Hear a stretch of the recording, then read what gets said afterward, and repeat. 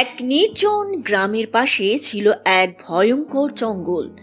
রাতে সেখানে বাতাস বইলেই শোনা যেত অদ্ভুত আওয়াজ।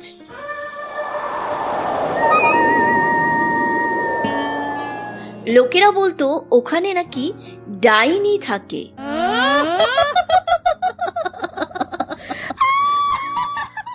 গ্রামের এক ছেলে বটু এক সন্ধ্যায় গরু খুঁজতে গিয়ে ভুল করে সেই জঙ্গলে ঢুকে পড়ে।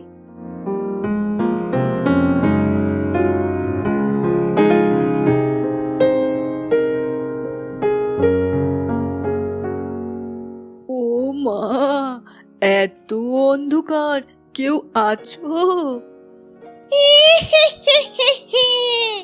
মানুষের বাচ্চা, আজ অনেকদিন পর খাবার পেলাম।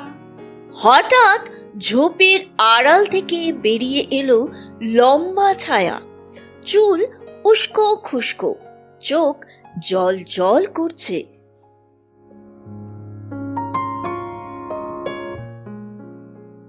বাঁচাও, ডাইনি ডাইনি!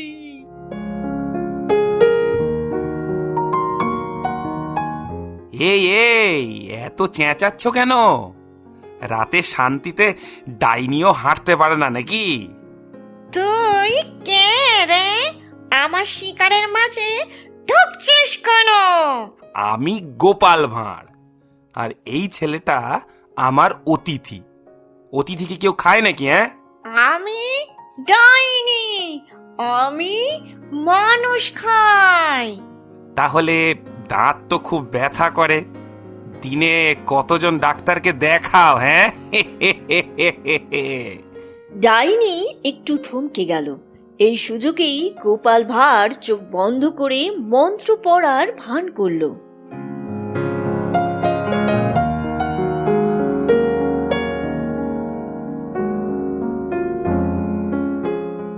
টিং টাং টুং, ডাইনি হবে গুম, কালো শক্তি উড়ে যাক, ভাঁড়ের বুদ্ধিতে ভয় পাক। আরে বাবা, এ তো আসল জাদুকর। আমি গেলাম। কালো ধোঁয়ার মধ্যে ডাইনি হাওয়ায় মিলিয়ে গেল।